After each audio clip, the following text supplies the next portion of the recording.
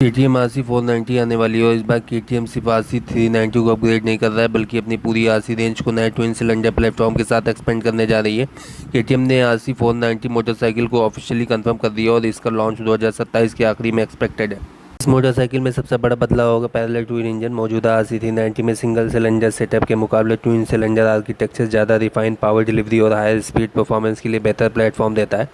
इस नए 500 CC twin cylinder platform को बजाज और KTM इंडिया में जॉइंटली डेवलप कर रहे हैं और RC 490 इसी प्लेटफॉर्म पर बेस होगी। या चाइना में बिकने वाली RC 450 का इंडियन वर्जन नहीं है, दोनों अलग प्लेटफॉर्म है। KTM ने अभी RC 490 की एक्सपेक्ट पावर, टॉर्क, वेट और टॉप स्पीड रिवील नहीं की है, लेकिन अगर इसकी पावर लगभग 50-60 PS के आसपास आती है और वेट कंपेटिटिव रखा जाता है तो 200 किलोमीटर पर आवर के आसपास टॉप स्पीड रियलिस्टिक पॉसिबिलिटी हो सकती है।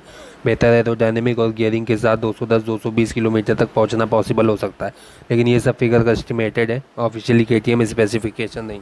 अब प्राइस की बात करें तो डिफरेंस के लिए 2023 में 390 ड्यूक को देख सकते हैं, जिसकी लॉन्च प्राइस लगभग 3.11 लाख एक्स शोरूम थी।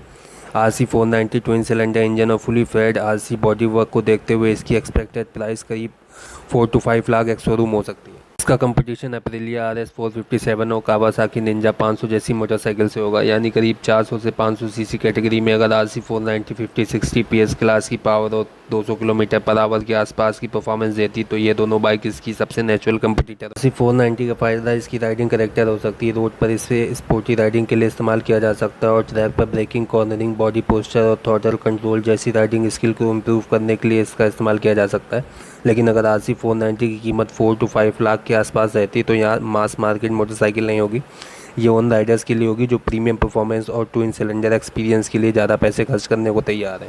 अगर KTM 490 को light weight chassis 50-60 PS class की पावर और करीब 200 किलोमीटर पर आवर की परफॉर्मेंस के साथ लाती तो ये सिर्फ RC 390 का रिप्लेसमेंट नहीं होगी।